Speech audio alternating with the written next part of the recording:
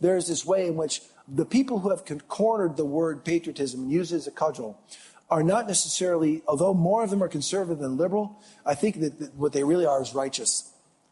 Because I can think of some very patriotic conservative people. John McCain was an enormously patriotic conservative guy. So I don't think it's about your politics. It's more about your idea of what your job is as an American. The Village Square, a nervy bunch of liberals and conservatives who believe that disagreement and dialogue make for a good conversation, a good country, and a good time. At the Village Square, we talk about politics, religion, and race. You know, the topics your mom taught you never to discuss in polite company. Listen, at the Village Square, we make pigs fly.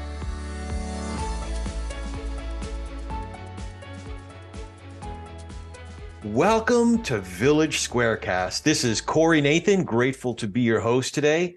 Thanks for joining us for Local Patriotism, David versus Goliath. The David of localists versus the Goliath of nationalists. Funding for this program was provided through a grant from Florida Humanities with funds from the National Endowment for the Humanities. The forces that divide us are like an all-encompassing tidal wave. Too many of our elected officials, way too much of the content that dominates large media outlets, the algorithms that drive what we see on social media, it's everywhere. And that's what led us with this program to where it all began for Village Square, to our neighbors, to our friends, to human beings we have actual relationships with. During these times, it can seem dark and bleak. So what can save the American experiment? What can help us live more in line with our better angels? At Village Square, we believe it will be in hometowns like Tallahassee, where the organization began, or like Santa Clarita, where I live, or your hometown. And it's between neighbors like us. And it will ultimately be about who we are to each other, as we at least try to love our neighbors. At the end of the day, quite possibly the only thing powerful enough to vanquish the Goliath of this deepening national dysfunction is the David of local community, local patriotism, if you will. This program is facilitated by Jovita Woodrich, a board member at Village Square and the Volunteer Services Director for Volunteer Florida, as well as Liz Joyner, the wonderful founder and CEO of Village Square. They'll be introducing our special guest for this program, Stephen Kiernan, the author of Authentic Patriotism, and Sally Bradshaw. That's Governor Jeb Bush's former chief of staff, who got off the presidential campaign trail and jumped right into being a local bookseller when she opened Midtown Reader. But you're in great hands with Jovita and Liz. Jovita, take it away.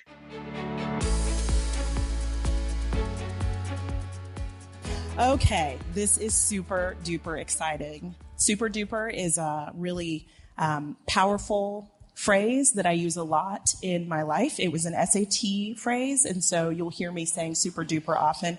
It is a joke. I got some scowls there.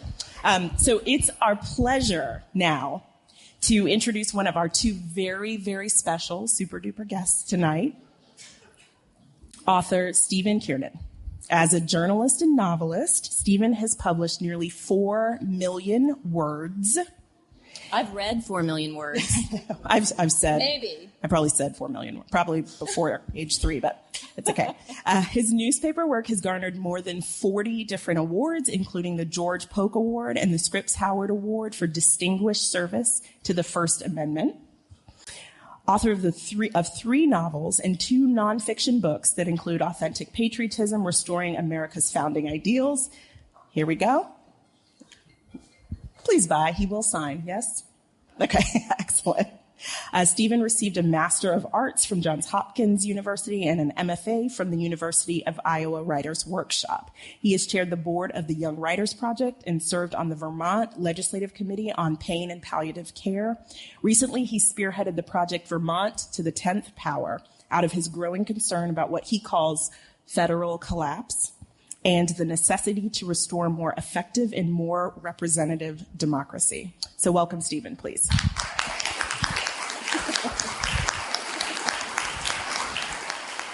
Blake says I'm on. Can you hear me okay? Yes. It is super duper to be with you. You're a super duper group of people. And, I'm delighted to be back here. And I want to say, first of all, I'm going to do a little presentation here. But this is not going to be like death by PowerPoint and then you all take a nap. And the only person who's awake is the one who's like, when is he done so I can go get a brownie? It's not going to be like that. First of all, you can get brownies anytime. Just don't touch the one that I left at that table. Second of all, this is just going to be for a couple of minutes to sort of frame the conversation here. I have to tell you also that, I was here. I had the privilege of speaking here 8 years ago when my book had just come out. And one thing that's different in America between then and now is 8 years ago, I had brown hair. I think it might just be something about the lighting in here, right? At any rate, so time has gone by. And what I'm going to do is talk for a minute about the idea of local patriotism. Patriotic typically means at a national level, but I think that it can exist at a local level too. I'm going to talk too fast and go too fast. And I encourage you to ignore the numbers along the way and just know that I've done my homework. And I'm trying to just create a framework for our conversation. So what I'm going to do is look back over the last 8 years from when I was here and the spectacular success of the ideas I had in that time. The mess we're in at the moment. Beatings will continue until morale improves. Sort of that's the national experience right now. And one possible way out, which obviously is going to be localism, is what I'm talking about. So when I came here 8 years ago, there were a lot of indicators that the country was not in good shape. We were the only developed nation that did not have universal access to health care, and we were far from it. We had many people without health insurance, many people in poverty, and because increasingly it is families who cannot afford rent and health care, rent and car payments, the average age of a homeless person in America now is 9 years old. Okay, this is 8 years ago. Okay, it was kids going to school from shelters and then back to the shelter. Kids having Christmas in shelters, so on.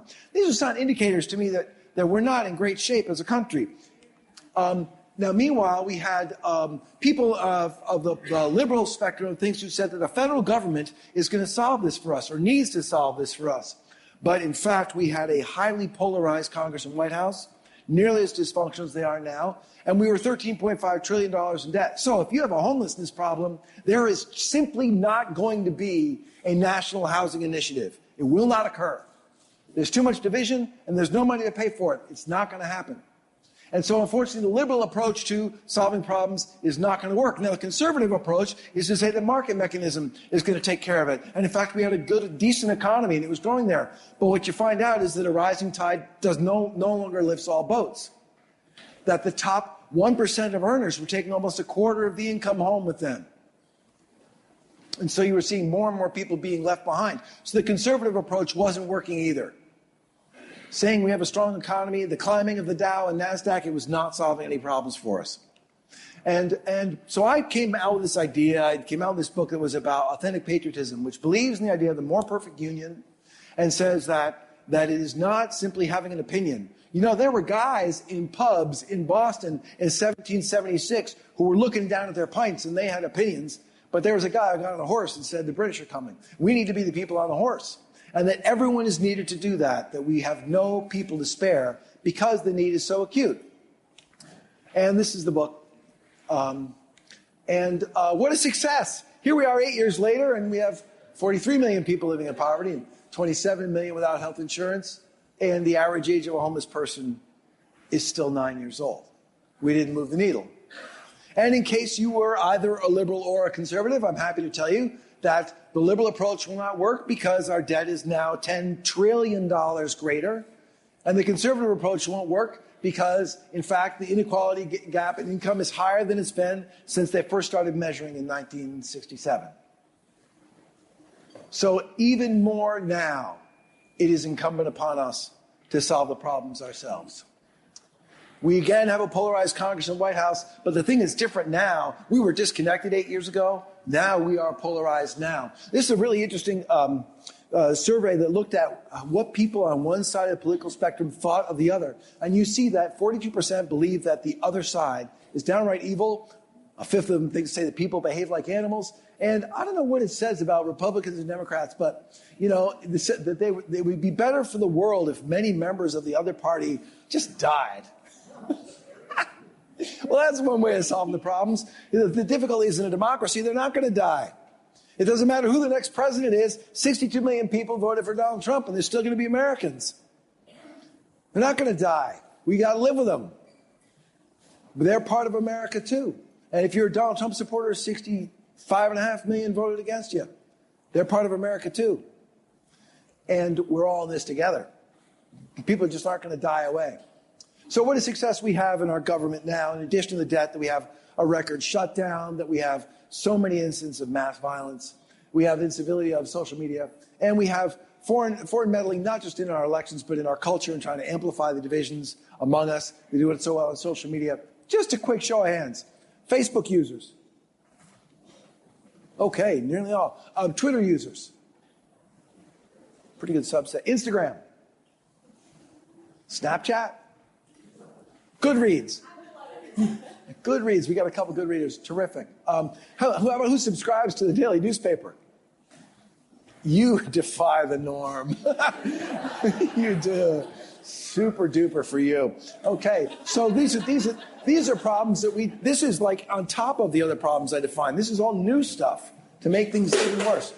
And I find when I talk about these things, without even getting into some of the individual crises or conflicts of the time, that it doesn't feel good in my guts. It doesn't feel good. And I try to tell my sons that living in America doesn't always feel like this. They're 23 and 25, and I try to say, my younger son's earliest memory is 9/11, right? So he has this whole framework, and I just have to say to him, we won the gold in hockey. We walked on the moon. We ended a war that was very difficult and complex. And to try to tell him it's not this way. So what I find is that the first thing we need to do is pause, and breathe in and breathe out. We are here. We have the privilege of existence.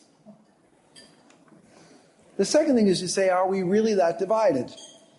Now, I'm just going to show you some polling data, and you may agree with these positions or not, but this is, I looked at about 7 or 8 polls, and I took the more conservative number. But it turns out 3/4 of Americans want richer people to pay more taxes.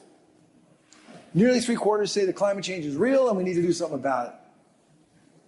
And almost everyone thinks that Medicare ought to negotiate on drug prices. Looks to me like we actually don't disagree that much. About 85% of people think that the web should be neutral. And almost 2/3 say we should have more privacy on the web. And then 93% say there should be background checks on all gun purchases. We don't disagree that much. But if I go back through these things, where's the federal government on this? Where's the federal government on this? So if we want to move the needle, we got to do it. So what I did was I wrote this document called Vermont to the 10th Power. I spent a lot of years in newspapers, but now I don't have that platform. It's amazing when you work for an organization that buys ink by the barrel and paper by the ton, and the governor's chewing you out for something you wrote, and while he's yelling at you, you just take out your pen and your notebook and start writing down what he's saying. He stops. It's amazing. Well, I don't have any of that kind of platform anymore, right? I write books that come out every couple of years, but I wrote this document, and just for all you social media folks, it's 8,000 words long. About as many words as people used to read in a typical daily newspaper. It takes a half an hour to read. And what it says is that the Constitution actually anticipated a moment like this. That when about 18 months after the Constitution was ratified, the Bill of Rights was ratified. And we know the first nine amendments were about individuals, right? The freedom of assembly and of religion and of speech. Debate about how far it goes, but the right to bear arms, protection against unlawful search and seizure, protection against self-incrimination. The 10th one was a limit on the government rather than a guarantee of our rights, and it said that any powers that weren't specifically given in the Constitution to the federal government belong to the states and the people. Again, us. And so what I did in this document was look at what would happen if Vermont decided, just by itself, to say, we're still part of the United States, but we are our own place. Well, in fact, Vermont has a whole history of this. the reason it was the 14th state and didn't come in with the 13 colonies is because we had a constitution that already prohibited slavery. And for 14 years, Vermont was an independent republic until we could be allowed in with that in our constitution. We have no billboards. First state to pass a bottle bill. First state to say there'll be no fracking for oil. Not that there is any in Vermont. I mean, the fact is, it's like one of those, Vermont thinks it's Texas, right? They think it's Texas. It's just this little, it's like this, afterthought on the nation, except that it's, But so I had this document that said, imagine if we did this, whether our elections or their education. I put out about a whole bunch of ideas about how Vermonters could exercise the 10th Amendment to their benefit. And again, I just put it on Facebook. I put it on my website and told Facebook and Twitter that it was out there. And some really interesting things happened. The first is that virtually every media outlet in the state of Vermont interviewed me. TV, radio, print, everywhere. The community access, cable, everything. The second thing is I had about 40,000 hits on my website, which is a factor larger than my books get. The third thing that happened is a guy who was a former attorney general asked if he could co-sign. And now I've got hundreds of co-signers. And they're people from every political stripe, and they're from every age, and they're from every socioeconomic status. And they say, yeah, we can actually do something about that. And as a result of that now, about 10 days ago, I had a beer with the Senate President Pro Tem. And in 3 weeks, I'm presenting to the Democratic caucus of the legislature. And I'm just a guy. Nobody voted for me. I'm just a guy. This was one of the things that I did. And I think part of what's happened is that it turns out there's a public appetite for this. People are hungry for a new idea about what we could do with this bad feeling in our gut. People really want something. So going local has been a thing that's going on very quietly across the country. There are now more than 500 sanctuary cities where they're saying we are not going to uphold the federal government's current immigration policy. When the federal government broke from the Paris Climate Accord Treaty, it was 50 cities, I think it's now almost up to 90, said we're going to continue to seek to meet those standards and to exceed them. In Sandusky, Ohio, they said we're going to stop celebrating Columbus Day. Instead, we're going to make Election Day a state holiday. They're allowed. Did you know that all the election rules, even for federal government positions, are determined by the states? Oh. So there's like 3 states now that say you can't get on the ballot for president if you don't release your tax returns, right? And that's in court.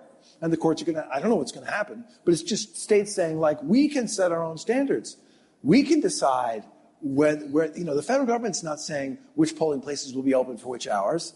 Each state is. You see? Going local. So I've come across, since this came out in June, stories have been coming in. I'll just tell you a couple of them. Nevada, the last place you can buy gasoline before you go to Burning Man. You all know what Burning Man is, right? It's a chance to be naked in the desert for 10 days. It's fantastic. A lot of fun. I don't get nearly enough body paint on myself. So the last place you stop and buy gas, this guy says, we don't sell a lot of kombucha during the rest of the year, but for about 3 weeks, we move a lot of it. And people stop there and they buy ice and they buy gas. And Nevada's one of those states where you can't just, put the pump in and have it, the gas pump itself. You have to hold it.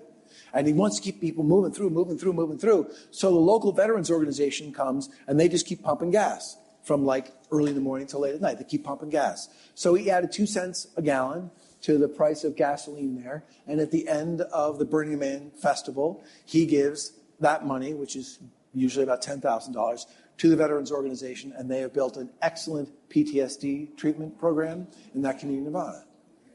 Now, we can be outraged and should be outraged about the way that veterans have been treated coming back from Iraq and Afghanistan. They're still committing suicide at the rate of 22 a day. 22 a day, right? We can and should be outraged and calling the VA accountable on that. At the same time, this guy's come up with an answer. In New Hampshire, they've just, the state couldn't raise the age for buying tobacco. State legislature failed because the tobacco lobby was so strong. So a bunch of towns are doing it. You're 19, you want to buy cigarettes, you want to buy chew? Someplace else, not here. And they're allowed to do that. New York State, there's 2 really interesting Airbnb battles that are going on. One is New York City, which really depends on the revenue from hotel taxes. and how they're trying to stop Airbnbs there. And the other's in Lake Placid, where somebody's saying, I'm going to take a 2-bedroom Airbnb and I'm going to put 26 people in it for 4th of July weekend. And they both are, where they cannot get federal help, they're taking the local initiative on this. Interesting thing, if I just think about when you hear those stories, when you hear about the Money of the Veterans Group, little tiny antidote for that feeling in your gut about how the country's doing, little tiny one. I've never been to Burning Man. I guess I've been to Nevada. Yeah, I've been to Nevada, but it's not really in my consciousness. So there were some studies about people who got involved and what it was like after a year. And this is just 2 bits of data. And this is people who filled in it was one of those a little, not very much, and quite a lot. And this is people after a year of being engaged in a local civic initiative. 75% of them said they were happier. Their life, 2/3 said their life had more sense of purpose. You see here, again, sort of the antidote. Here's the prescription, right? All those people, by the way, were busy.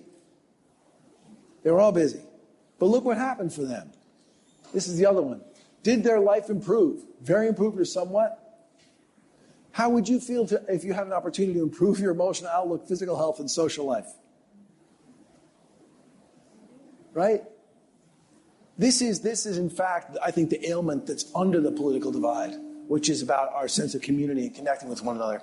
So I'm going to finish my little talk here by telling you about Susan Stuck, a neighbor of mine. Susan owned the house that is right at the major four corners in the town of 3,000 people where I live, Charlotte, Vermont. A metropolis of 3,000. She lives across the street from the general store and across the street from a house that now is the only offices in town. She's about 3 doors away from the post office, the fire station, the town hall, and the town library. And if you have that house, if you own that house, there is a responsibility that comes with it, and she totally understood it. And she had, I bet by now she's already got 50 carved pumpkins out there, because she understood her responsibility for Halloween. And the day after Halloween, there'd be turkey things, and after that there would be Christmas ornaments and lights. And she understood in the middle of town that she had to have the flags out on Flag Day and on the 4th of July. She understood that she was part of the fabric of the community. She's a food writer for Eating Well magazine and Bon Appetit occasionally. She's riding with a friend of hers down to New York City for a food conference, and a trucker is coming the other way in an 18-wheeler, and he falls asleep at the wheel and plows into him. And the woman who's driving is killed, and Susan has 26 broken bones, including both femurs, tibia, and fibula. So her legs are just shot. And she comes home from, at that time I lived about 6 doors away. And there was a day that was like the day, she was in the hospital for a long time. And I realized, coming from the general store, I was getting milk, that her lawn had not been mowed in all that time. So I went to my house, and I got my push mower, and I went out, and I'd done about 1/3 of her lawn, and I ran out of gas. So I went back to my house and got the gas can and went to the gas station. And by the time I came back, someone else had finished her lawn. And that evening, when I was going out to do something else, I drove by, and somebody I didn't even know was weed whacking around the trees and that sort of thing, okay? And Susan now, she's home. She won a lawsuit against the driver and the company and making him drive too many hours. So she has a very nice second home in Outer Banks from that settlement. And she spends about half of the time in Vermont. And the house is not quite as decorated as it used to be. And it takes her about 15 minutes with her walker to get across the street to the general store. And it's 22 years later, and she has not mowed that lawn one time. Nobody coordinated it. There was no volunteer network. There's no website. There's nothing. It's just people will drive by and say, oh, Susan's lawn needs mowing. And they do it. And they do it. Little bit of an antidote, right? Okay. That's all I got from my introduction here, is to think about those antidotes. Doesn't that feel better? It's almost like brownies. Okay. Thanks for listening. Yeah. Thank you for using Super Duper. So how many of you were here and met Stephen 8 years ago? So yay. So I think one of the things that struck me, and one of the reasons that I wanted to invite him back, is that you spoke the language that we began trying to speak here at the Village Square 8 years ago. And I think I didn't know quite what a genius you were until I reread your book and realized just sort of how ahead he was of all of us, really. And even more so then that we found out that the sort of the lesson that we kept coming back to at the Village Square as we watched things decompensate in Washington is the same lesson, which is ultimately there is something that's underlying this that can only change in communities. And obviously that's a big job, right? But it's also, we're the only ones, in this community who decide who we are to each other. So we've come back around to that understanding over and over again. And you really had deepened your thesis about authentic patriotism to essentially assume the same thing, which is it has to be about living where we are, bottom up, not top down. When I was talking with Tom earlier, I told him about a guy that I worked with at this one newspaper for a lot of years. His name was Don. He was a sports writer. And he's the sort of guy, I worked with him for 15 years. And the day of 14 years, the day of his retirement party, I said to him, who was the quarterback of the Essex Junction High School football team in 1971? And he said, Teddy Wickham. And I said, who was the best free throw shooter in Vermont high school sports in 1989? He knew the name right away. And I said, what's my name? And he said, that's a trick question. Okay? He was not a guy that I was close to. He was just a guy who was really into being a high school sports writer all these years. And he had in fact an employee parking spot that was right near the building, but he used to park instead about 8 blocks away. He would walk through the old North End of Burlington to get to the office. And on the way, he did it on purpose, and on the way, he would pick up trash until he couldn't carry anymore. And there was a municipal waste barrel right outside our office, and he would dump the trash in when he came in. And he did it every single day. And at the end of, toward the time that he was retiring, he was saying, he was going to kind of miss that. One of the sports writers said, that is like the worst area in the whole city. You're never going to change anything. Picking up trash here for 15 years, you won't change a thing. And he said, changed me. And you know what also changed me? Because I heard him say that, and I became the guy who picks up trash. And just, you walking down the street here in town on the way, I went to Harry's for tacos for lunch, walking from the hotel, and there was just a couple of coffee cups. No big deal. But, now there aren't. And that's not like yay me, it's just actually saying this belongs to me.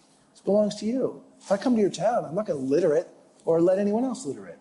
And so, it becomes like that retail, that much like, what's my sensibility here? My sensibility is there's trash on the ground.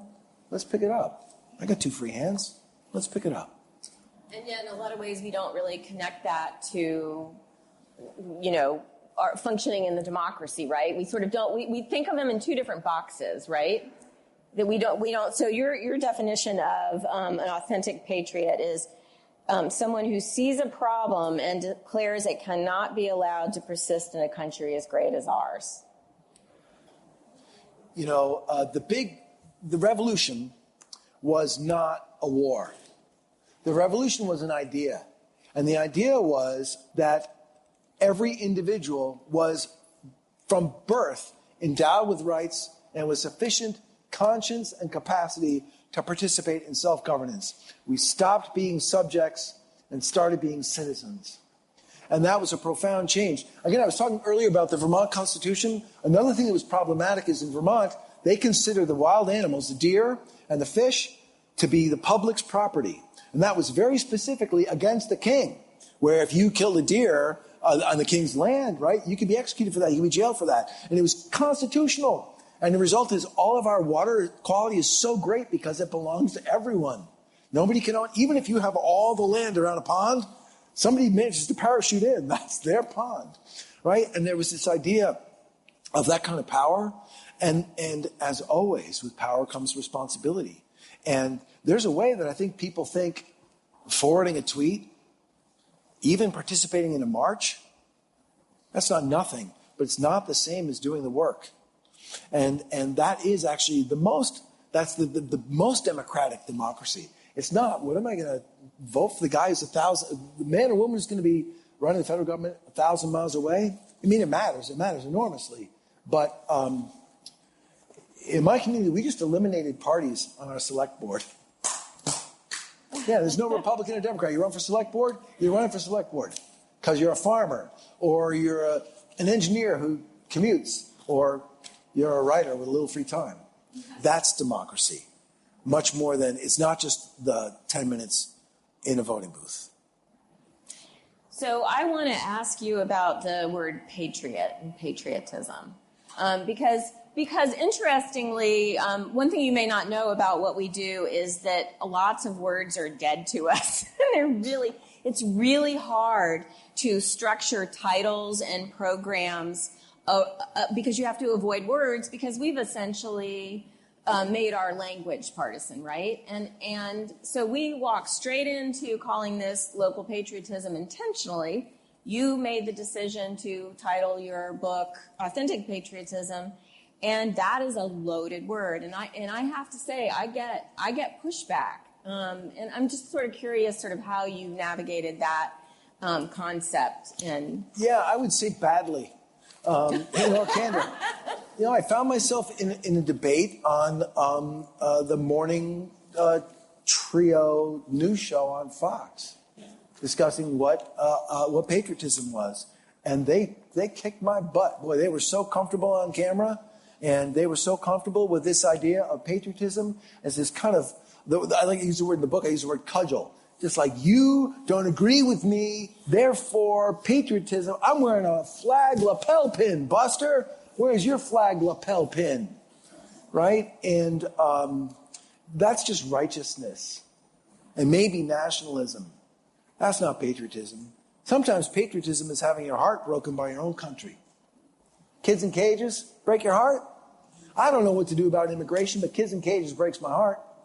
And I feel like that anguish is a patriotic emotion.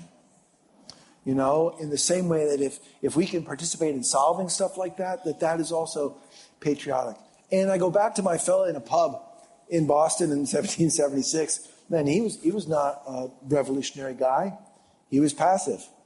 And sometimes we all are. And sometimes we need leaders, and sometimes we need followers.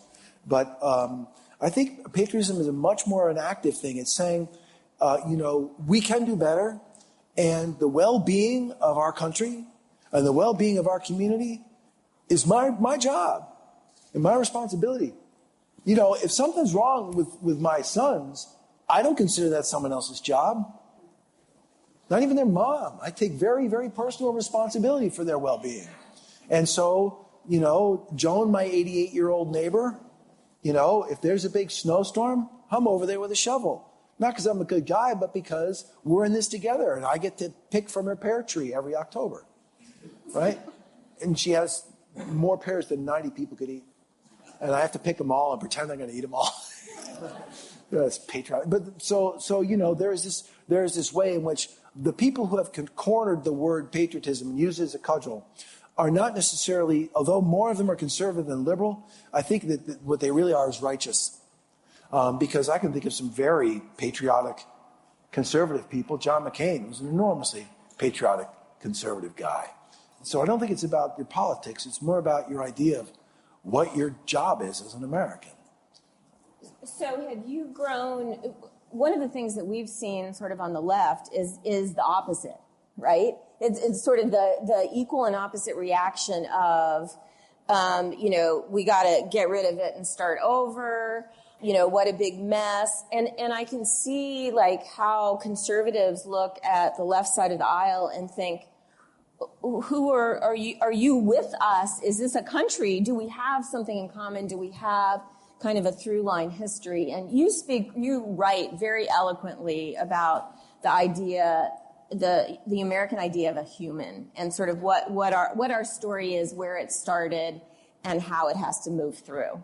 Yeah, and if I did a bad job on that, I think the way our nation did on the human, we didn't do such a great job either, right? We didn't believe that women should vote until 1920.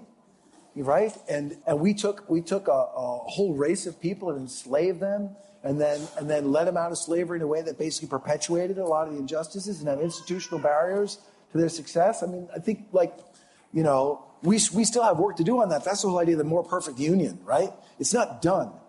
In the same way, we were talking about this earlier. 2 days ago, I read this guy. I don't even know how it came across my desk, but it was about a guy who's a sports theorist. And he said there's two kinds of sports. There's time sports and there's infinite sports. So, if you have a football game, the kickoff happens and the clock is part of the game the whole time, right? But if you're playing Marco Polo in a pool, you play until you're done, right? The goal is fun. And he said, this is actually a metaphor. This is not just true in sport. You don't participate in a friendship to win. It's an infinite game. You don't participate in a marriage to win. It's an infinite game.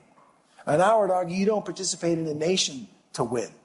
It's an infinite game. And in fact, it is an infinite game because regardless of who the next president is, there are going to be 50 or 60 or 70 million people who don't like that person. They're not going to die. They're here and we're in it together. So let's play Marco Polo. And the ball goes back to the other side, and then we have to do it again, right? That's the endeavor that we are jointly engaged in. Exactly. And we are in it together. As much as if we were three guys in a spaceship of different politics going to the moon, or we're a bunch of people stuck in an elevator of different sensibilities and races and education levels and all that stuff. We're in it together. Every once in a while you see it. The Mr. Rogers thing about, whenever he sees a tragedy, he looks for the helpers. Well, we got to be the helpers. Thank you. So we've spent some time on the individual, and obviously in some ways how we all connect to the whole. I want to spend a little bit more time on the whole. I wanted to read a couple of quick things from your book. So this notion, e pluribus unum, in the United States today is almost entirely gone. Our society currently is characterized by isolation, separation, the diminishment of community, the electronic virtualization of friendships and contact, the loss of mutuality, the disappearance of common purpose. Emphasis on the individual has flourished. Regard for the whole has withered. And so I want to go to one of our local patriots here, Liz, real quickly. And if we were going to reverse that and say out of the one many, I'd love for you to just speak to that a little bit. Yeah, but I wasn't thinking of myself that way, but I really think that the thing that I've learned over the years of doing this repeatedly is that this is easier than we think it is. It's almost that we just simply don't do it, right? One of the things the little slideshow that I had up, it dawned on me that I go all over the country and talk about what it is we do here in Tallahassee and at the Village Square and at some of the other endeavors that we do. And I rarely talk with you all about where we do what we do. We just kind of do it. And one of the things that I regularly talk about is about how, in a lot of ways, we think that we don't spend time with each other because we don't like each other, and our problem is that we don't like each other. I would actually reverse it and say that we don't like each other because we don't spend time with each other. And it is almost an invariable, for the 13 years that I've done this now, it is, as night follows day, if I spend time with anyone and really sort of walk the walk a little bit with them, just even just simple things like hear about their family or just grab lunch or something, my opinion starts to shift. And so it's kind of a frustrating experience, right? Which is that if only we just intentionally spent time with each other, it's not that the differences of opinion are going to go away, because that's actually what's going to stay, and it's supposed to be that way in a democracy, right? That we're going to have different opinions. It's like with this big elephant, and we're looking at the elephant from different perspectives, and we know different things. We've had different experiences. That's what we're supposed to be doing, And in a lot of ways, it just feels like, the other thing I tell people pretty regularly is I feel like we've forgotten our own idea. Like we don't, here we are in this, light in the world for 200 and almost 50 years that has shined the light of democracy into far corners of the world. And we've forgotten what it's supposed to be. It's not about us agreeing. It's about us dynamically engaging with each other. And sort of in the walk that I've walked these years, I've learned so much from people who really don't agree with me politically. And more or less, I still vote the same way, and more or less, I have the same opinion on issues, but it's like I can see what they're talking about even if I don't agree. So I want to jump in on that. Two things. One thing is I left out in the story about Susan's lawn. When I was going to get my lawnmower and when I was walking it up the street to go to her house, I had a lot of hesitation. Not that, her lawn needed mowing, but I thought she might object to me being on her land, that maybe I was being presumptuous. Maybe she wanted the grass to be long so everyone would know she'd had a real trauma. Maybe I had all these ways in which I felt like it might not be okay. And she was coming back the next day. I couldn't ask her. And I was going to knock on her door. Hey, welcome home. Can I mow your lawn? I didn't want her to know it was me. And so there was a hesitation that I had to overcome. And it's the same as, if any of you have been a participant in something where you need to do any fundraising, hi, I'd just like it if you, sir, we haven't met, but I'd just like it if you would give me some money, please. It's like, there's a courage that it takes. And I think that's true with civic engagement. And so that's the first thing. And the second thing is, I don't really care very much what people's politics are. Where I live, it is this farm going under or not? Is the lake clean or not? There's a dead skunk dead in the road right in front of my house. Is the road commissioner going to take care of it, or do I have to? Probably I have to, is my neighbor next door, Joan, going to be okay? And there were two guys who were working on a Habitat for Humanity house in my town, and they worked on a house together every Saturday for 7 months. And the last Saturday was they found out that they had voted for different people for governor in the election the Tuesday before it. And that last Saturday, they just gave each other a hard time the whole time. One guy kept saying, "Oh, of course you measured wrong. You liberals never know." It was really fun, right? Because it turned out they had such a base of understanding and mutuality between them that politics was like, "Oh yeah, that. Yeah, we do actually feel strongly about that." But that's not really central to our lives. Look, in this room, I'm willing to bet that everyone in this room has got more than a high school education, has a roof over their head, has a bank account, and owns more than 3 pairs of shoes. That puts you in the top 4% of humanity. Our politics is it matters. It definitely matters. But what we do with, we're in the top 4% of humanity, we got 96% to pull along, right? And in fact, we've done great. If you look at infant mortality around the world, if you look at the people living in extreme poverty around the world, you look at violent crime around the world, we've made enormous progress in the last 30 or 40 years. But it's now can we bring it close to home and get over that hesitation because this person may not agree with me politically? Well, guess what? We're the lucky ones. We won the lottery. Here we are. Everyone in this room tonight, we won the lottery relative to the world, relative to the 7 billion. So what do we do? Yeah. So I think we could kind of summarize a little bit of what we've talked about. True patriotism serves, which I think is something that you had written in your book, and I love this. What Liz was saying about just this difficulty, but that ultimately we are connected and that we don't have as much to lose as we think we do. I was saying to her earlier that if I'm going to really dislike someone, it's probably because they were mean or they took my parking space, right? So if we're going to have this energy, whether you're black or white or liberal or conservative, if you took my parking spot, I don't really care who you are. You're kind of a mean person. Unless you didn't see me and there could be a whole thing and we'd get out of our car and talk about it and we'd be friends. So, if you think about it that way, the idea that there may be reasons why you have a difficult time with somebody, but they're not probably the reasons that you think that you do. Oh, we do have a question.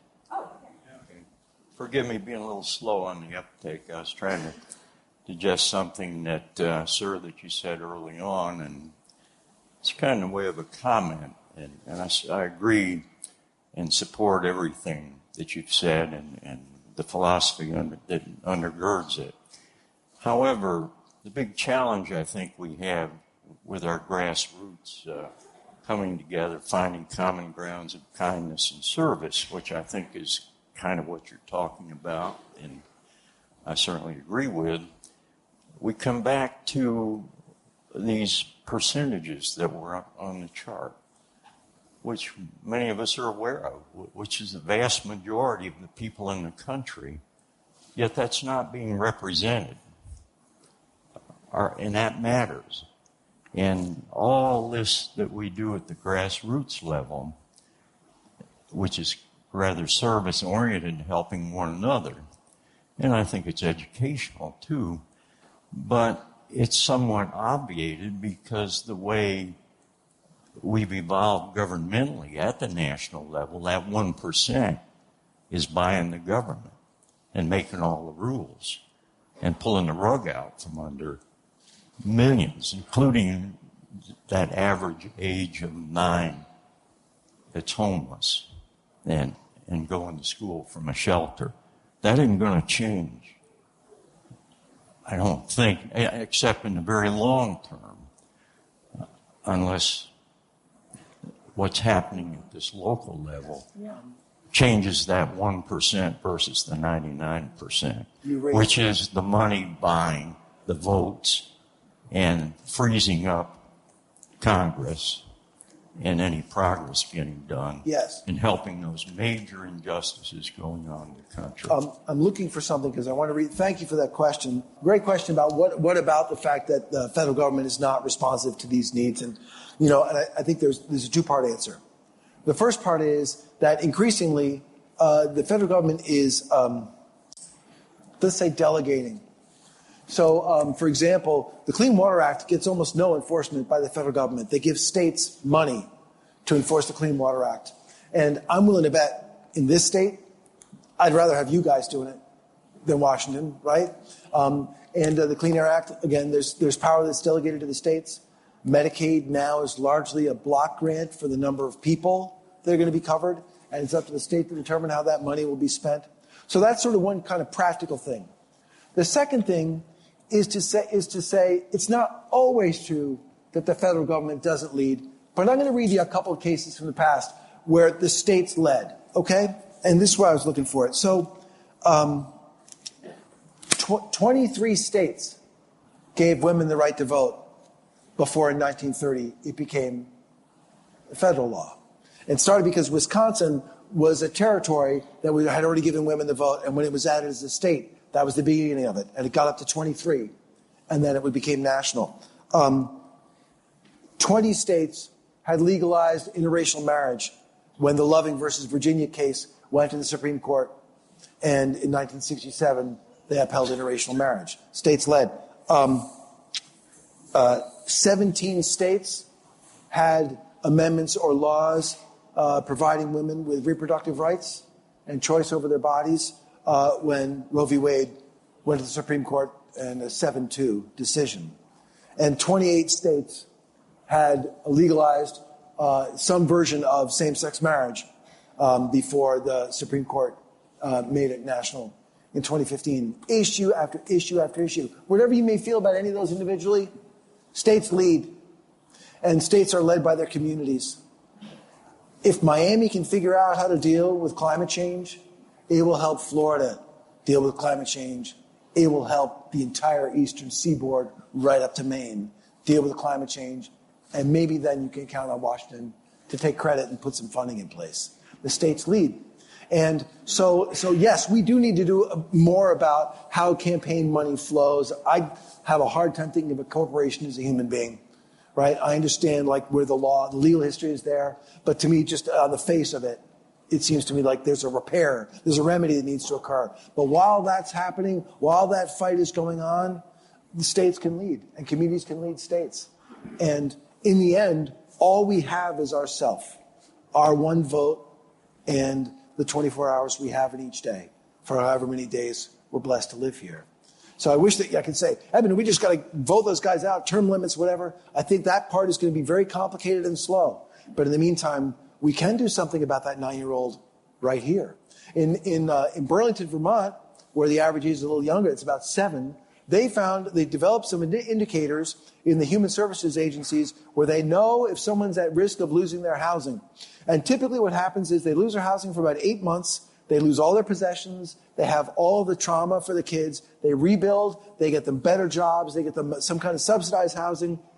The whole thing takes about 18 months and it costs about $9,000. But they found by spending a little money on indicators that the typical amount that a family didn't have to keep them in their home was $1,250. And then they went on a campaign and they said, save a family. Will you give $1,250? Will you give $1,250? You just saved a family from all that trauma. And it's like the best campaign they've ever had. And now they're catching these families and these kids before they fall into homelessness. And my belief is that if Vermont is able to do, if they can take that Burlington idea and make it statewide, that pretty soon it'll be all of New England, and then maybe Washington will start doing it, and they'll take all the credit. And I mean, isn't this what conservatives have been telling us for a long time, is the idea that the government closest to the people, civil society closest to the people. I mean, to me, it's been sort of a creeping awareness I've had, because that's not my, I come more from the left side of the aisle, that maybe this is something that we can agree on, that we can't wait around, that we shouldn't wait around, community up. Well, in Vermont, I'm considered conservative, but I figure that just means I'm normal. And I want to just take a break real quick so that we can introduce our next very special guest. Please help me to welcome Sally Bradshaw to the stage. Where's Sally? Here she comes.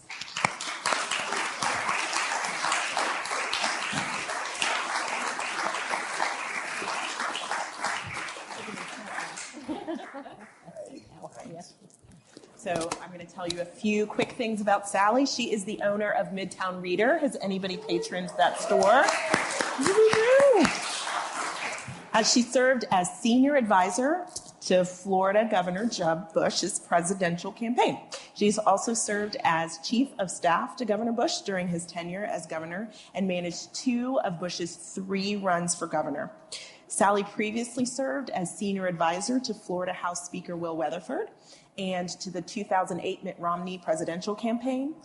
Coming off the 2016 presidential campaign trail, concerned about the state of civil discourse, Sally opened Midtown Reader, curating a safe place for people who cared about learning to come together and have civil conversations, even if they held widely different political perspectives. So we're really glad you're here, Sally. Thank you. Glad to be here. Absolutely. So tell us about the motivation. What drove you specifically in terms of what you were seeing in the climate to open Midtown Reader? So honestly, ever since I was a little girl, I wanted to have a bookstore. I love to read. I've read every Nancy Drew book probably 37 times. My mom was a teacher, and I grew up in the Mississippi Delta and spent many, many weekends in our public library or in a local independent bookstore and loved learning. And so it had always been my secret dream to have a bookstore. But obviously with the dawn of Amazon, it didn't seem potentially very lucrative. And I might say I am a volunteer in my business. I am You like a challenge too. A full-time, I do. And so I got distracted in college and got very interested in politics and had an internship in Washington for a member of Congress. And that led to me actually going to school in D.C. and working in D.C. And I loved the concept of being able to change people's lives through substantive discussion and debate about policy. There was a time when that occurred in our country where you actually could have a conversation about whether teaching a man to fish or giving a man to fish was the right approach, but you did not question someone's motivations. You all knew you wanted to help each other. You were human beings. That has obviously evolved and changed over the past 20 or 30 years. And I ended up in the 2016 presidential campaign and was on the losing side of the Republican primary working for Governor Bush. But I was in Nashua, New Hampshire, and I was telling Stephen earlier something, you know, how in social media things pop up on your screen and you will be Googling, I don't know, a particular type of clothing or a vacation, and all of a sudden someone is marketing to you about that exact thing. Well, I don't know what I was looking at, something having to do with education, and a Forbes magazine article popped up and said that Tallahassee was the smartest city in Florida, which just stunned me. We all knew that. Living here. And they had an algorithm that they were using to measure educational opportunities, closeness to, great schools like FSU, which is a top 20 public school, and the, largest historically black college in America, FAMU, a great community college system, wonderful access to public education, higher standards in education in Florida. And they had named Tallahassee as the smartest city. And so in the midst of preparing for the, whatever the next terrible Republican presidential debate was with 20 candidates, I thought, this is research about the potential for an independent bookstore. People in Tallahassee actually read. They have a love of learning. Maybe when everything goes south, hopefully soon, because we were all miserable, I can go back to Tallahassee and open a bookstore. And so we have done that, and October 12th will be our 3rd year anniversary. So I hope that's good.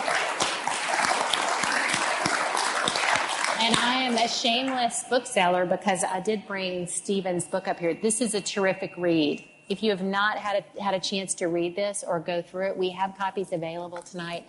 It is a terrific, terrific read. And he actually quotes Abigail Adams saying, "These are times in which a genius would wish to live." And that can be tough when you're fighting tough fights, like some of you in the audience are.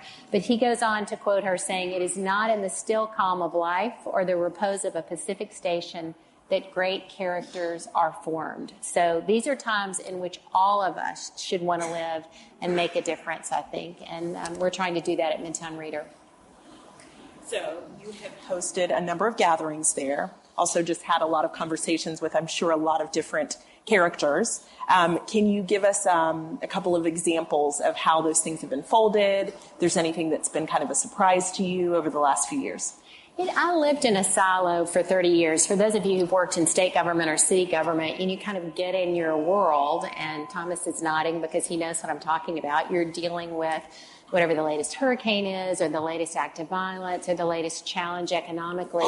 And so you think that everything you need to know and everyone you need to know is in that silo with you. And what I have learned in owning and operating an independent bookstore, which is fortunately, thanks to you guys, become a bit of a community center, is that we've got to break down silos. We have to bust these silos because Tallahassee is full of fascinating and interesting people who want to do good, who want to change the world by changing it locally one step at a time, to use Stephen's examples. And we've become a bit there's actually a TCC professor who considers us his post office. He drops mail off for his colleagues at the bookstore, and they come pick it up. And I never say no. Why would I say no to that? Daryl knows exactly who I'm talking about. I've learned a lot about how destructive labels are. People have come into the bookstore and seen content that I carry and say, I can't believe you, as a recovering Republican, now registered independent, would carry some of this content. It's actually liberal or progressive in nature.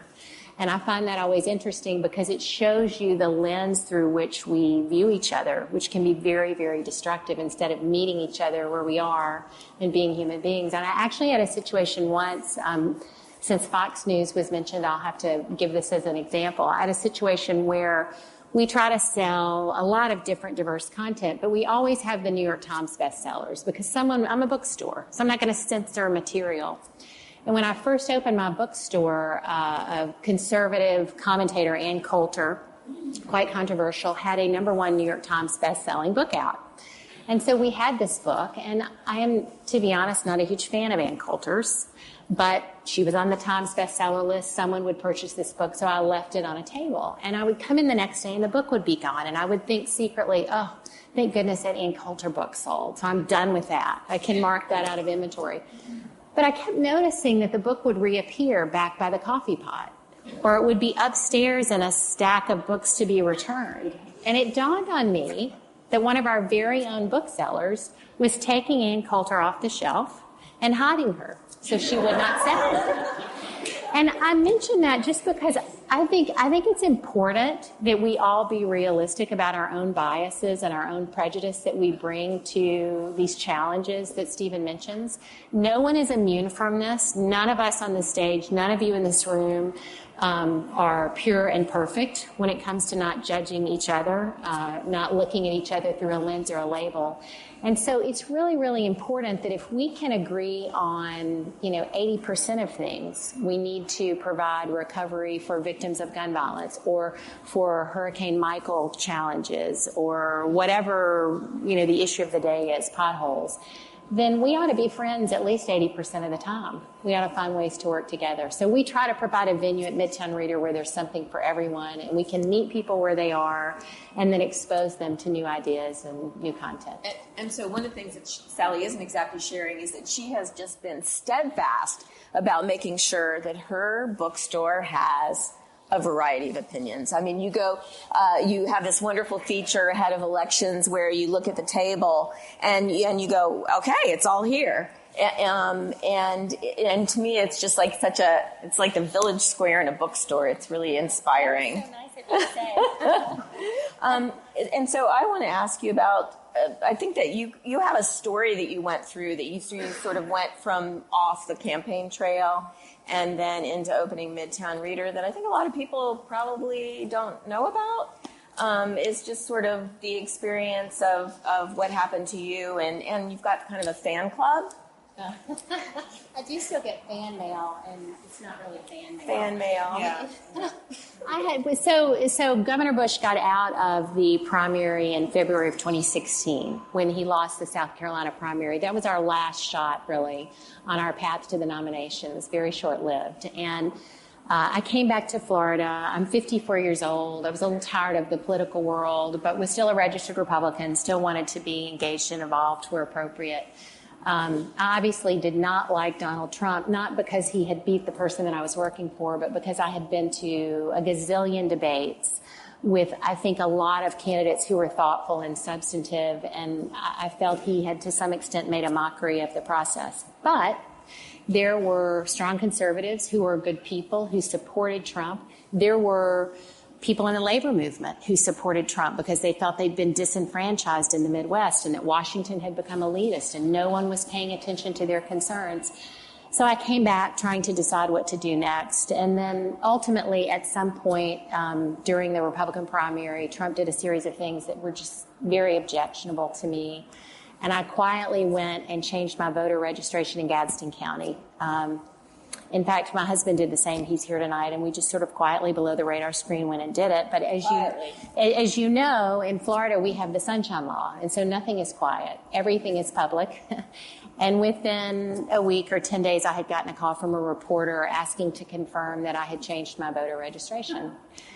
So I told her I would answer questions in writing about why I did that, and I did. And it was a slow news day, I guess, at the time, and it made it onto CNN and several other outlets that Jeb Bush's former... New York Times, Washington Post. So it was a slow news day. Went to the voters registration office, and then boom, there it was. It was a slow news time. It was between the two conventions, I think. But I did, actually receive, terrible emails, and I also received really beautiful emails from other Republicans who felt conflicted and concerned about the state of the country. But I received, snail mail, emails, a lot of commentary from the peanut gallery about how on earth could I do this? How could I abandon the party? How could I? And for me, it wasn't very complicated. It was just sort of, it was simple. I thought Trump's comments to the mother of a dead soldier were totally inappropriate. And at some point, you have to sort of try to do what your conscience demands and dictates. And it strikes me that that's what we're doing to each other right now, right? The sort of from a distance, and it's on both sides of the aisle. You talk to conservatives who are getting that kind of hate mail from liberals, and then we're defining each other. I think that Senator Ben Sass has called it nut picking, is that we define everybody by that terrible email that we got, and that represents the other side and everything, and it's just and you've had the experience too where you've had liberals who made a lot of decisions about you already, right? And then they met you, and then they kind of went, I told Stephen I had a conversation with a university professor when I opened the bookstore, and after a half-hour cup of coffee about what we should stock in the bookstore, he said, this was just really delightful. I'm so surprised. Would not have expected this. So I say that only because I think Stephen is so on point with this book about how we move the needle. You know, we're not old, right? But this is an older audience. Where are the 23, 24, 25, 30-year-old members of the Village Square? Why don't we have them in here? Each person in this room is an influencer. If everyone leaves tonight, and some of you are already doing this, but you find your one thing, to Stephen's point, that will improve our community, then you can change the world. It's a Little Strokes, Fell Great Oaks, Ben Franklin type of moment. And we can't control the chaos in Washington right now. We want to, desperately. We all have different opinions on how that should happen. But we can mentor a child at a Title I school here through the United Way's Reading Pals program. We can volunteer our time at the Kearney Center for people who are economically challenged. We can get involved in our synagogues or our churches or in other nonprofits to make Tallahassee a great place to live and work and raise a family. And because we have influence, we can go out and recruit someone else to do it with us. And that would be my suggestion for one task, to sort of adopt the B1 movement that Stephen writes about in here, authentic patriotism. Everyone in this room is a patriot. Everyone loves their country in this room. It doesn't matter if I'm conservative and you're liberal, or, you know, you're black and I'm white. No one should question that. We should just get together and go get it done. Just go pick something, one thing, leave here, and go enlist somebody else to help with it. That's what the Village Square does every day. That's what you do every day, Liz. So you are a true, authentic patriot. I want to ask a question, if I could. I threatened that I would do this before. I'm curious. This is only my second time to Tallahassee. And it was really hot both times. Yeah. We haven't had snow yet in Vermont. It's kind of a disappointment. I'm curious, if you were to say, like, here are some assets that this community has, whatever, 250, 300,000 people. Here are a couple things that we have that are really great that we could build on, or that are just things that are about our town that are great, that are our strengths, like that it's the smartest city in Florida. What would some of those things be? Just shout them out. Yeah. Just yell. Arts community. Arts community. Great. Didn't know that. Universities. Yeah. Beautiful setting. Beautiful setting. Yeah. What's up? Mag Lab. Waterworks. That's mine. Have you got a local? I'm sorry? Oak trees. Trees. Trees. Yeah. Looks like a amazing oak trees rainforest when here. you land by plane. It really does. Public trails. Yeah. Wow. Wakulla Springs. Wakulla Springs. Yeah. Good beer? Good beer. Oh, do you know that book, The Third Place, about like how important good beer is? And the guy, James Fallows, who wrote, the guy who used to be the editor of the Atlantic, who flew around the country, and what great towns have in common, and all of them was they had great beer. Number one. And it just was like, what do they have in common? Universities was really frequently there because there's a kind of financial, economic ballast, right? They kind of move along, good times and bad. They import money with students and tuitions and housing and clothes and books and all that stuff, and they support breweries, and but they were like the ingredients. This is a lot of great stuff. Public trails, never would have known. So how about human capital, social capital? What? Welcoming to outsiders, Southern hospitality. How often do you go to the grocery store and see someone that you know? Like it's almost amazing, right? Depending on who. Yeah. No, it took me about 5 or 10 years of living here to realize I could not go to Publix in my sweatpants with my hair like this, right? But that's this amazing gift too, because it's a gift that lets us know each other and be reciprocal towards each other, no matter who we are. And I mean, in their bigger communities, that's really hard to find. So I think part of that is being able to take pride in that. Again, we're talking about the heart and the fact that we're going up and down with so much of this. So really being pleased about that, meditating on it in your heart, talking about it. So I work right down the street from Dorothy B. Oven Park. And I go and I sit and I have my lunch there. I get to have my lunch at Dorothy B. Oven Park, which is one of the most gorgeous places that we have in our city. And I go there for free. And there's hardly anyone there. And the first thing that I think to tell my friend, if I see, that I see the next time I see her, is typically to complain about something when I just did this thing. So some of it is that there's also a shift in how we have those conversations because we are deeply affected as much as we don't think that we are, or we think that we're preaching to the choir. We're doing some of those same things in terms of mimicking what we're seeing on the national level, in terms of how we have those conversations. What is it that I say to my husband when I get home? What is it that I say to my friends when I have that first conversation? Is it looking like what these positive things are that have helped my heart to soar, or is it something that has been negative in my life that I'm spending my time talking about? At that point, Vita, what would happen if everyone left here tonight and promised not to go on social media tomorrow? Even good social media. Even if it seems like a good day to not do it, I think, right? I mean, what would happen if everybody committed to a 24-hour break from social media and actually used the telephone or had a cup of coffee with a friend? I mean, what is a telephone? What is a telephone? Exactly. What is a telephone? No texting. You have to talk to real people, and you cannot go on whatever your preferred news of choice is. Meet them at that park or at one of the public trails or at Waterworks.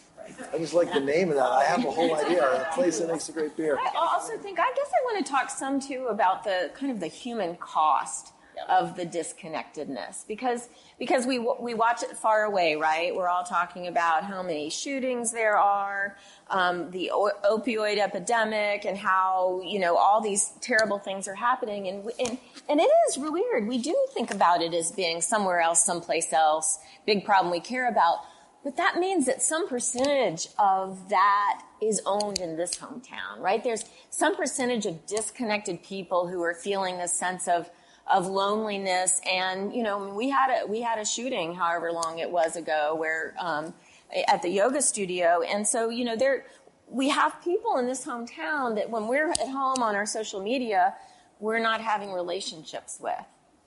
I don't know, does anybody do you think about it? It feels like the cost is so deep, and it feels like feels like if you watch what's happening in Washington, it's messing with our mental health. We're feeling more and more like that, and more dragged into it. But do you guys feel the sort of the human cost? Absolutely. Well, and even I think that people are two-dimensionalized, so you're just kind of a cardboard cutout versus all of these layers of who you are. And so if you keep having to push those several layers that are the only ones that people value about you, then there's something you're losing about all the other complexities about who you are. I want to tell a story, if I could. It's just about what you were just talking about. The town that I live in was, I moved there, 26 years ago or so, something like that.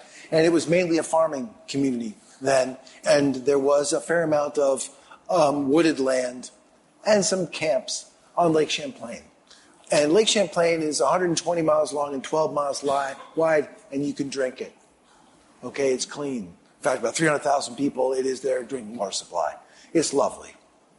And after 9/11, there was an influx of people to our town, some from Washington, but mostly from New York. And for what a decent two-bedroom apartment costs in Manhattan, they could buy a farm, and they could double the size of the farmhouse, and they could pay a farmer to take care of the fields, and they could never work again. And this was happening a lot. It really changed the culture of the town a lot. And by the way, if somebody wanted to build a house for their family that was going to be in the view of these newcomers, they would fight it. They wanted to stay the way it was. It's like, now that I'm here, pull up the drawbridge, right? And it became a really, really toxic town. And for a while, and I have a lovely place there, and it was hard for me, really, really hard for me to afford when I first moved there, so I didn't want to leave. and I can't afford to be on the lake, but kind of near it. All the lakefront now is incredibly valuable. There are 4 houses on my road that have been torn down and replaced by houses 4 times the size. Like, it's really, that change has happened. And it's been really toxic. And along comes this guy, Bill Fraser Harris. I don't know what he does for a living. I don't know what his politics are. I don't know his background. What I know is that there was a winter it didn't snow. And it's not a good thing if it doesn't snow in Vermont, because people don't go out and get in it and cross-country ski or downhill ski or snowshoe. But it was very, very cold. And so he went up to a place where there had been a skating rink next to the elementary school. And there were poles with lights on them. And those lights hadn't been on in 30 years. And he did some work to get some kind of a base down. And he fixed the lights, patched up the warming shed. And he went out there, at 2 o'clock in the morning when it's 5 below zero with a fire hose.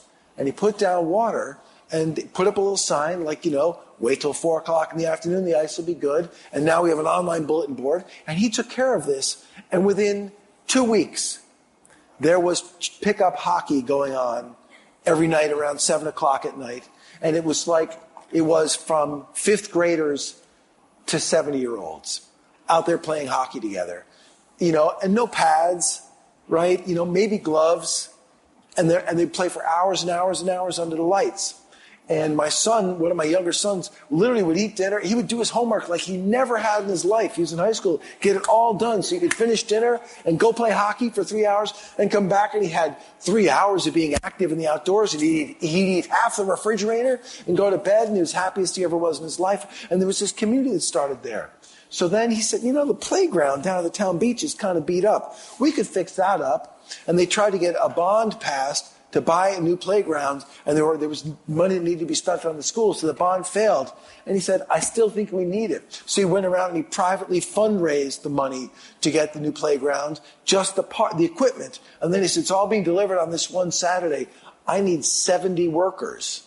And he had 170 workers. I went by and it was like, there's nothing for me to do here. I'm like 50th in line to turn one thing.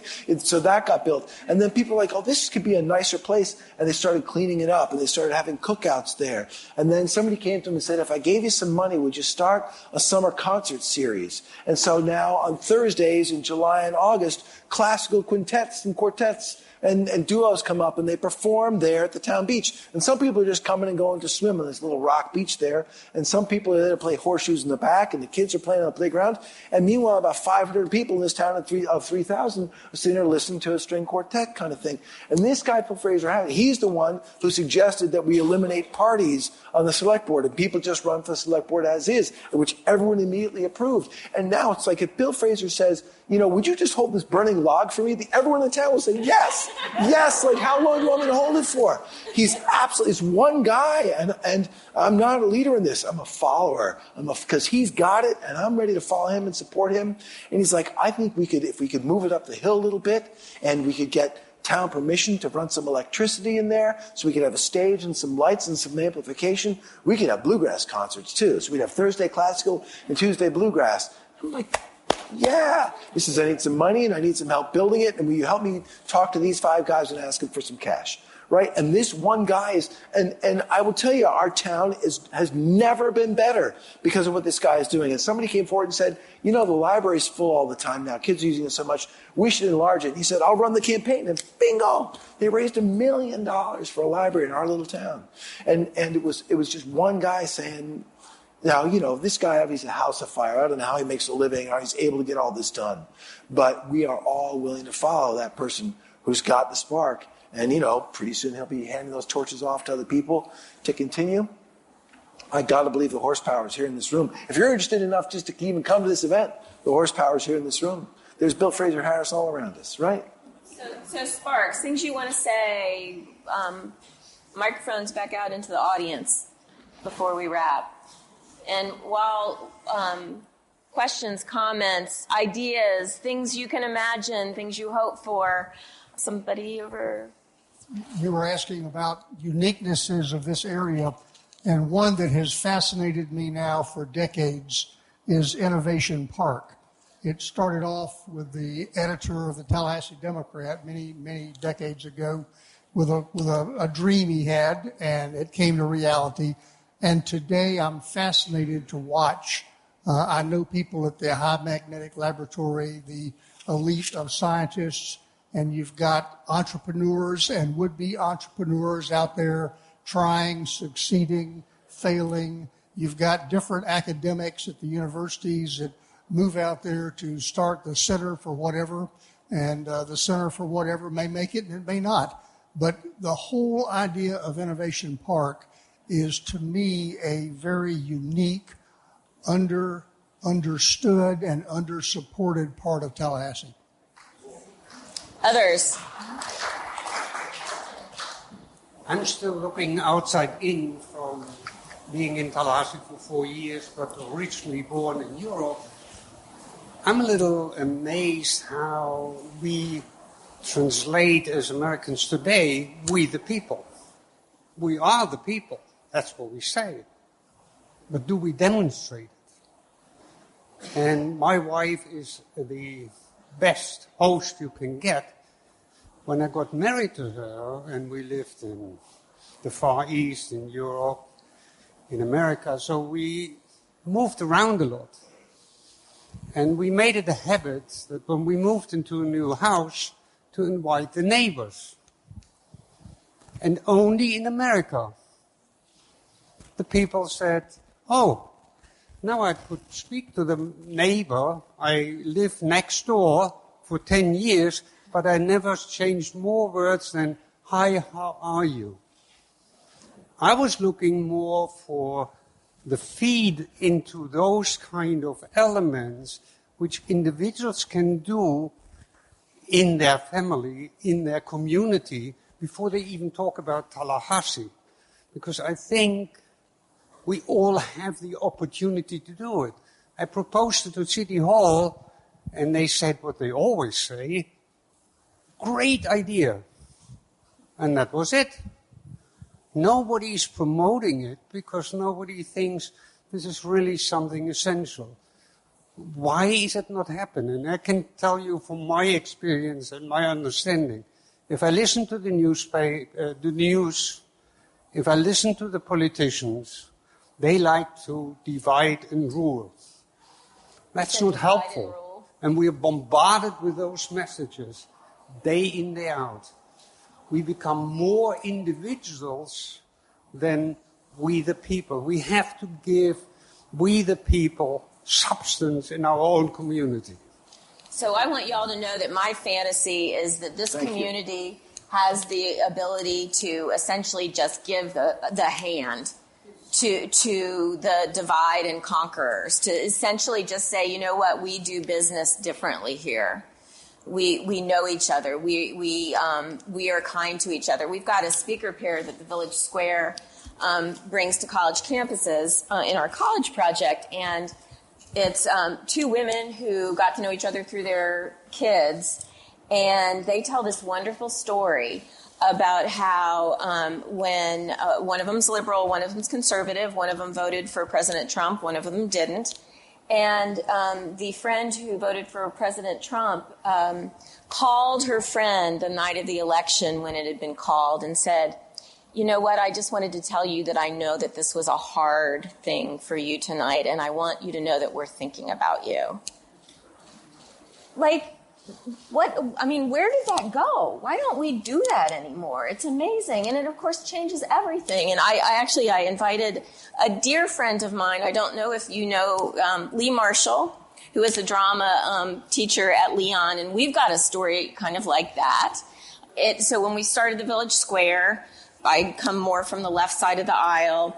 And, and I knew we needed to do something. And I knew Lee, who had kids, and she seemed nice, but she was really conservative. So in some ways, you were kind of a curiosity, right? But as we walked, and so she and Adam, her husband, helped us sort of get a start on the Village Square. And actually we called you the Village Idiots, right? And that you did like a little comedy routine. I don't know if anybody has been with us that long. Yeah. I don't think it's going to happen again. It was like a shooting star. But the thing that happened that's so amazing is that I will never be the same again. I will never see the other side winning or losing in the same way because I know Lee Marshall, you know? And that's what we need to be doing with each other, human by human by human. And if we don't, like, who will? So in the, I guess it was about a year ago, there was a shooting of some Muslim people in the United States, and one of the Jewish communities in Vermont sent, has an email list of all their membership, and they all went to services at the Muslim temple that weekend instead. They'd never been there. They didn't know the rules about shoes being removed or what women's role were or any of that. It was all that same awkwardness about should I mow Susan's lawn, but they showed up. And that's a big part of it, you know. I'm not sure I would have that courage. I thought it was incredibly cool. But I wanted to read something because I think it pertains. And, you know, we've heard this stuff. We've heard the old words a lot of times because, you mentioned we the people. The old words still count. Think about a time when that was much, much worse for America than now, okay? We've got, 195,000 killed in the Civil War. And this is what the President of the United States says. With malice toward none. Good try with that. With charity for all. With firmness in the right as God gives us to see the right.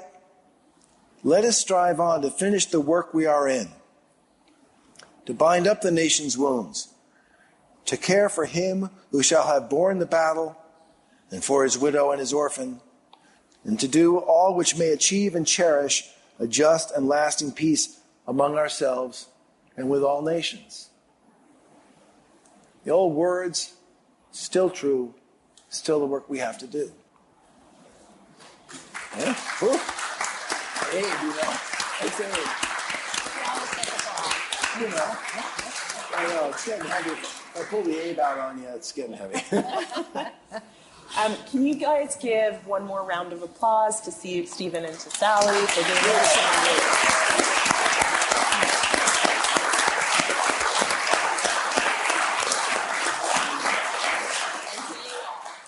Wow. What inspiring and pretty convicting stuff, actually. Corey Nathan back here with you. You know, when Stephen Kiernan quoted from Lincoln's second inaugural address at the end there, it really struck a chord. Coincidentally, I was in D.C. just a few weeks ago, and I had the chance to visit the Lincoln Memorial. And I took the time to read through that entire speech, the second inaugural address. And it's carved into that massive wall to the right of the statue of Lincoln as you're walking up to it. There's another passage from that same speech that I found to be so apt to what's happening around our country today. Lincoln said, both read the same Bible and pray to the same God, and each invokes his aid against the other. It may seem strange that any men should dare to ask a just God's assistance in wringing their bread from the sweat of other men's faces. But let us judge not that we be not judged. The prayers of both could not be answered. That of neither has been answered fully. Isn't that something? Two warring sides, both sides thought they were right. Both sides thought they were patriotic to their cause, what they each saw as a righteous cause. Similarly, Stephen poses the question earlier in this talk, is it patriotism or is it righteousness or nationalism? So what's the answer? What's the cure for, a lot of folks call it a cold civil war, but it seems to be heating up by the day.